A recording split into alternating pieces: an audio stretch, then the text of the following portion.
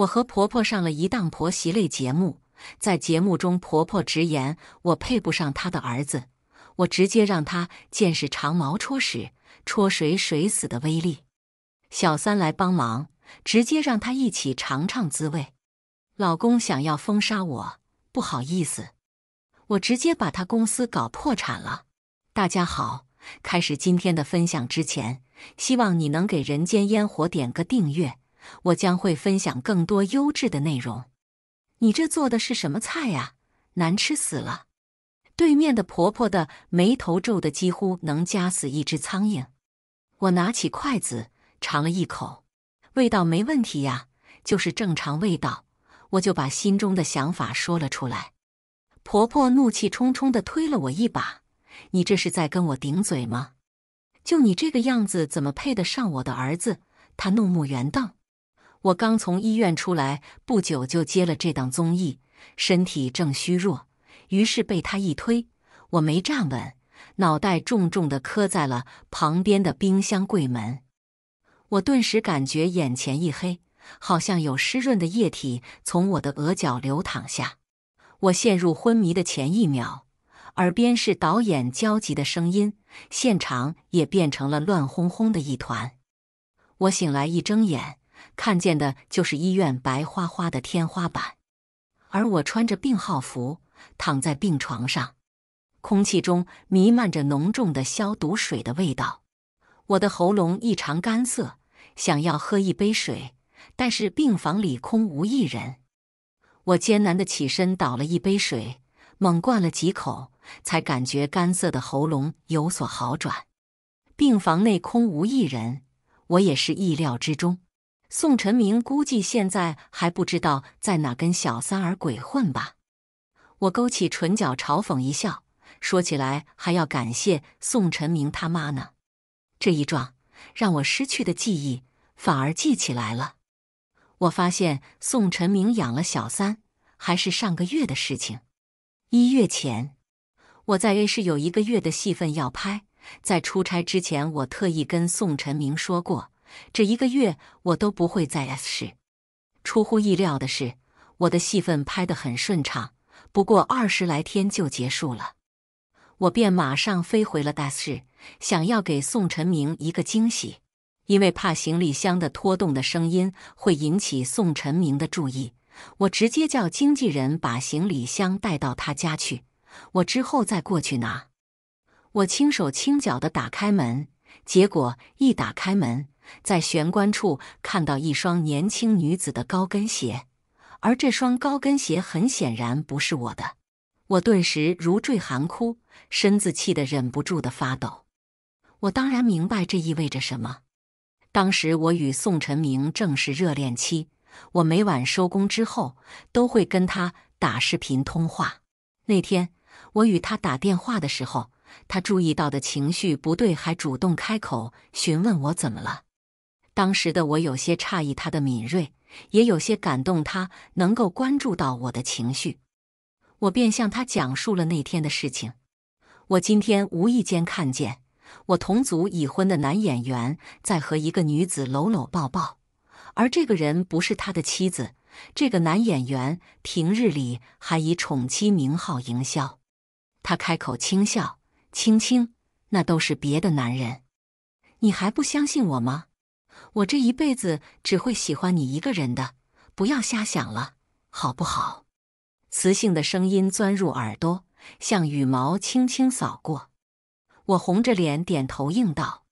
而现在，我僵直着身子走进门，看着楼梯口上热烈激吻的一对男女，丝毫没有注意到我的到来。我牙齿咬得咯咯响，我快步走去，扯开这对狗男女。我用尽了10×10的力气，给了宋晨明一个响亮的巴掌。啪！一个清晰的红色无指印在他的脸上浮现。啊！旁边的女人大声尖叫。她转过头来，这张脸我认识，是圈内一个有名的主持人，她叫白希云。我利落的也给了她一个巴掌。我皮笑肉不笑地说道：“既然你也想要，那就赏你了。”突然，宋晨明的双手猛力推向我，我站在楼梯口，无处可以躲闪，直接滚落下了楼梯。宋晨明站在楼梯上，他的神色晦暗不明。紧接着他走下楼梯，居高临下地看着我，轻声说道：“青青，这是你逼我的。”下一秒我便晕了过去。再次醒来，我就在医院了。旁边是宋晨明和他妈。我开口第一句就是问：“陈明，我怎么会躺在医院？”当时的我因为大脑突然受到猛烈的撞击，丧失了近1个礼拜的事情。宋晨明的眸中闪过一丝惊讶，但很快冷静下来。他开口道：“你不小心从楼梯上摔下来了。”因为他是我最亲近的人，我毫不怀疑。他紧接着开口：“一些无良媒体非说是我们家庭不和睦，所以才害你进的医院，导致现在公司股价不稳。青青，有导演最近邀请你和我妈去上一个婆媳综艺，你看你能不能跟妈一起去，也好让那些谣言不攻自破。”宋晨明说的小心翼翼，边说还边抬头看我的表情。我其实不太愿意，宋晨明他妈一向瞧不起我，我自然也不愿意热脸贴冷屁股，但是为了公司着想，我还是答应了。询问过医生，我没有什么事情，我就叫经纪人帮我办理出院手续了。李姐担忧地看着我，开口道：“小青，你没事吧？宋晨明怎么没在你身边？”我出事的时候，李姐还在其他的城市，一听到我进医院了，就火急火燎地赶回来。我刚出道时的经纪人就是李姐，出道10几年，她一直为我的事业尽心尽力，我如今的成绩有她一半的功劳。她对我而言，更像是亲人般的存在。我犹豫的片刻，最终还是把事情的来龙去脉告诉了李姐，包括我被宋晨明推下楼梯的事情。李姐先是有些怔愣，而后满是愤怒。宋晨明这个白眼狼，他也不想想，如果不是你，他的公司怎么可能会有现在的规模？是了，和原公司合约到期后，我拒绝了其他公司优渥的条件，转而投向宋晨明的公司。不顾李姐的反对，向公司投资了我几乎所有的财产，陪他从小公司到如今公司旗下无数艺人。李姐41下反应过来，怒气道：“所以你上那档综艺也是他为了抹除媒体的谣言？我现在马上打电话跟导演说我们不上了。”我连忙拦住李姐：“我还有事情要做，放心好了，反正也只剩最后1期了。既然什么都知道了，我不会让自己吃亏的。”李姐依旧眉头紧缩，我软磨硬泡了好久，终于说服了她。5天后，我到达婆媳相亲相爱的录制现场。综艺的录制采取的是直播方式，所以上一次宋晨明他妈推我的动作，也被广大网友看了个一干二净。我家青青是一个人来的，哎，头上还包着纱布，好可怜，呜呜呜。对呀，楚清逸的婆婆呢？看其他嘉宾都是婆媳一起来的，上面的新来的吧？上期楚清逸被她婆婆推的头磕在了柜子上，一看他们俩关系就不好，怎么还会一起来？我观望了4周，其他嘉宾都来齐了，只有宋晨明他妈踩着高跟鞋姗姗来迟，旁边跟着一个女人。我挑了挑眉，这不就是跟宋晨明激吻的那个小三吗？她怎么来了？她缓缓走到我们面前，声音轻轻柔柔地开口道：“上一个主持人因为临时有事，所以最后1期是我代班哦。”说着俏皮地眨了眨眼睛，看起来格外的人畜无害。只有我才知道他到底是怎么样的人。上1期的事情我都已经了解过了，清逸婆婆对芋头过敏，所以才会说难吃的。她回去之后，因为过敏也住了很久的院呢。想要一下子把舆论的风向逆转，把从婆婆的过错转为我的过错，我眯了眯眼睛，我可不会那么轻易让你得逞。妈妈平时都不怎么愿意跟我说话，我就没办法问妈妈的喜好，都是我的错，我应该主动去观察的。我的声音忍不住哽咽，登时红了眼，仓促地将头低下，活像平日中受了颇多欺负的样子。作为年度最佳女演员奖得主的我，演一段自然是轻轻松松。白希云和宋母的脸登时一僵，他们没想到我只是这番言论，本来还等着给我强行戴上不关爱婆婆的帽子，好营销一波，赚取网友的同情心，再踩我一下。结果现在看来，婆媳之间的矛盾反而是婆婆挑起的。见网上的言论越来越不利，见此，白希云便转移话题。既然人都到了，我们就开始领取今天的任务卡吧。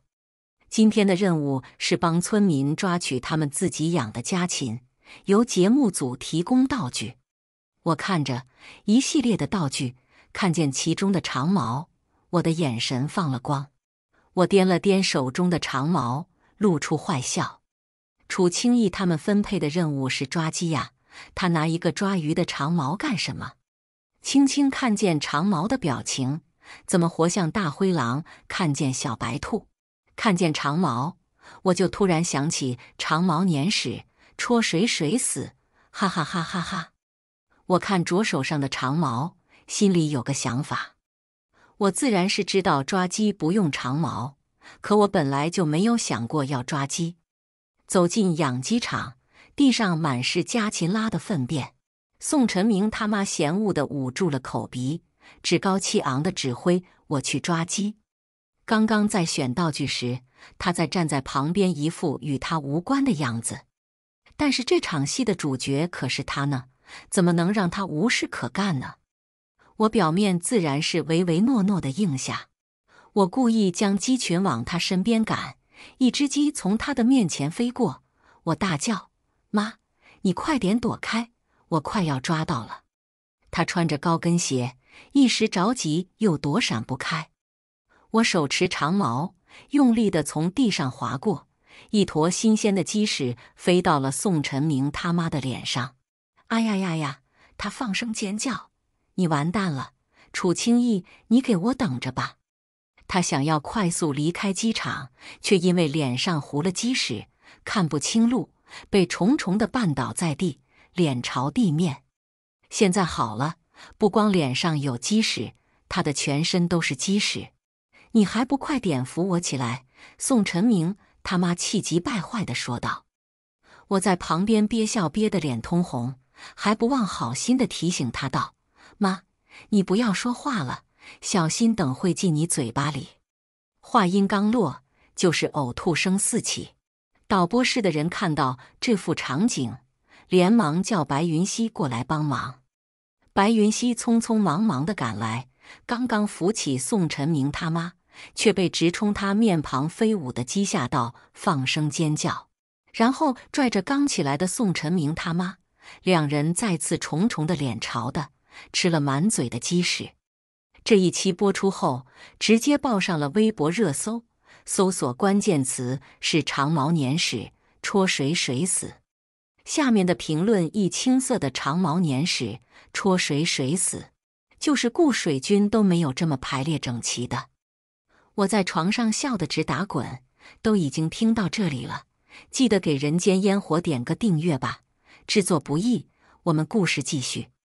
我接到李姐电话的时候，还兴冲冲地跟她分享：“姑奶奶，先别想综艺的事了，你知道自己被拍照片了吗？你出轨的热搜都已经爆了。”“什么照片？”我满是疑惑地询问李姐。“你自己上微博看一下吧。”我挂掉电话，心中满是疑惑。什么出轨？我什么时候出轨了？出轨的不是宋晨明吗？打开刚刚被关掉的微博，热搜榜第一赫然是演员楚清义出轨，约会神秘男子，而有关综艺的热搜已经被撤下来了。这一看就知道是宋晨明的手笔，他还真是会倒打一耙。接着我打开照片一看，瞬间哭笑不得，这不是我哥吗？说起来，宋晨明他们不认识我哥倒也正常。当初我说要去闯荡娱乐圈，我家里人死活不同意，之后我们的关系就闹得很僵，甚至连我的婚礼邀请他们来参加，他们都没来。直到近几年，我爸妈才逐渐放软态度，偶尔让我哥给他们带话。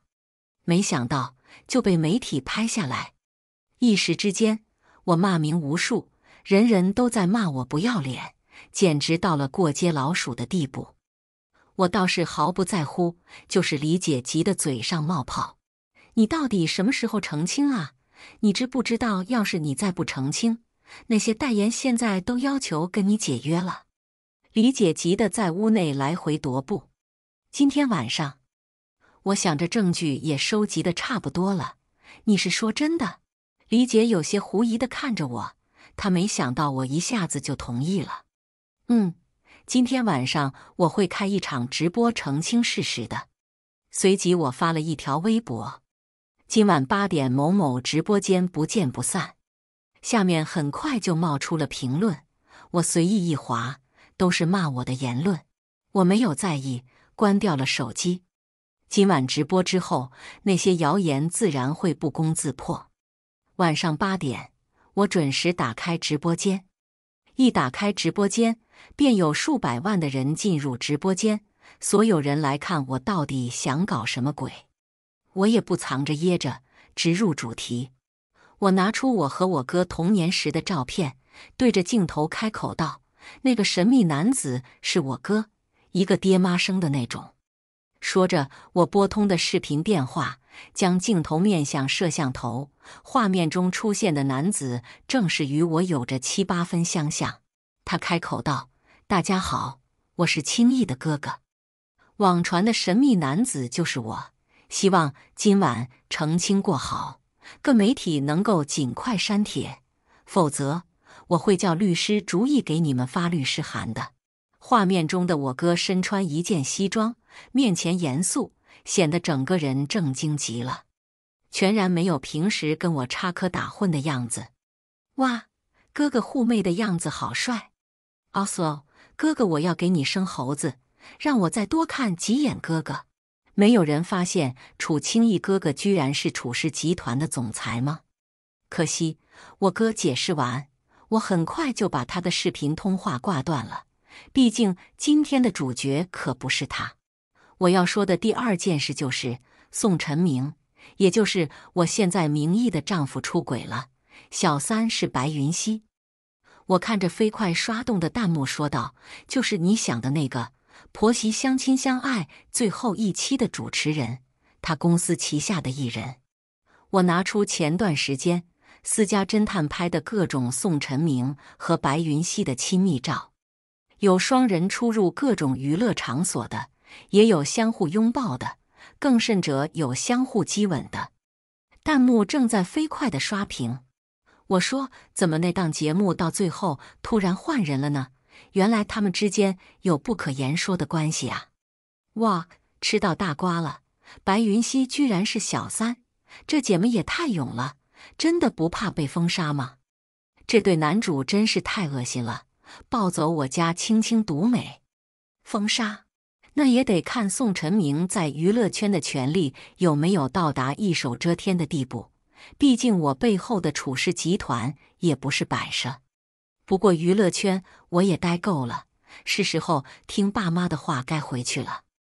我还正在沉思中，结果直播间一下子被拉进了小黑屋。不过也没事了，我要解释的事情都已经解释完了，想都不要想就知道是宋晨明干的。不过他拉黑了我的直播间，可是拉黑不了所有人的嘴。当天晚上微博就炸了。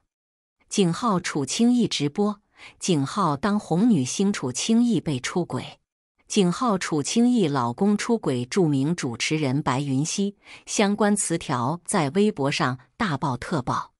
宋晨明公司的股价一下子跌落进了谷底，毕竟公司法定代理人的名誉如果出现了问题，那公司自然是不会稳定。此刻的宋晨明想必是心急如焚。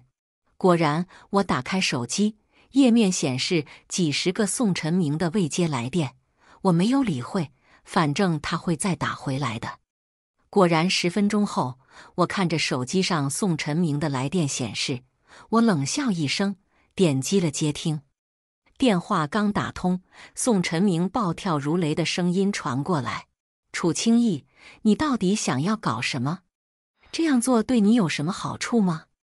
我冷笑一声，是他出轨在前，现在反而有脸理直气壮地说出这种话。我没有回答他的问题，而是淡淡地反问他：“你真的以为我不记得之前你把我推下楼的事情了吗？”对面的宋晨明显然没有想到我会说出这样的话。对面的呼吸声陡然加重，宋晨明显然是慌了神。我干脆乘胜追击：“你要是把你手中光峰公司的股份全都交给我，我就不会把这件事情说出去。你这简直是狮子大开口，绝无可能，反正你没有证据，说了也不会有人相信你。”说完，他就恶狠狠地挂断了电话。其实接宋晨明的电话向他要股票只是一个幌子。宋晨明公司初建的时候，我投入了不少钱，因为手上掌握了份额不小的。我一次性将手中的股票都低价抛售了出去，因此宋晨明公司股票跌入谷底，不只是因为他出轨，还有我背后推波助澜的效果。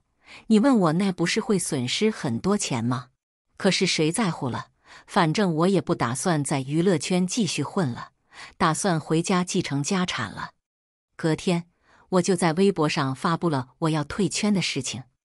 底下一清水的：“姐姐是不是被迫的？”我随意挑了一条回复道：“娱乐圈的梦想我已经追逐完了，现在要回家继承家产了。”底下的黑子还在蹦跶说我死到临头还嘴硬。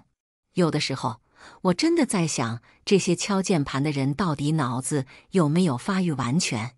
我哥是楚氏集团的总裁，这些黑子还想不到我是楚家的人吗？宋晨明，我对你的报复才刚刚开始呢。我向宋晨明提起了诉讼离婚，因为他出轨的事情人尽皆知，因此我们很顺利地离了婚。出庭当日，我身穿一套香奈儿的套装，背着爱马仕包包，画着精致的妆容，不像是去离婚的，倒像是去喝下午茶。而宋晨明满脸胡渣，身上还穿着皱巴巴的西装，活像一个流浪汉，显然是因为公司股价下跌的事情忙得不可开交。离开法庭的时候，宋晨明叫住我，他的双目因为疲惫而充血，他阴翳的目光里透着阴狠。他用沙哑的声音说道：“楚清逸，你会后悔的。”我歪头望向他，饶有兴味地看着他的脸，语气中带着似笑非笑：“以你现在这个样子吗？”宋晨明的眼睛骤然浮现出一丝狞笑，他高高地举起拳头，打算向我挥来。我微微侧身，被躲过了。我以前在拍一部武打戏的时候，实实在在地练了2年。以宋晨明现在的状态，躲过他的拳头还是比较轻松的。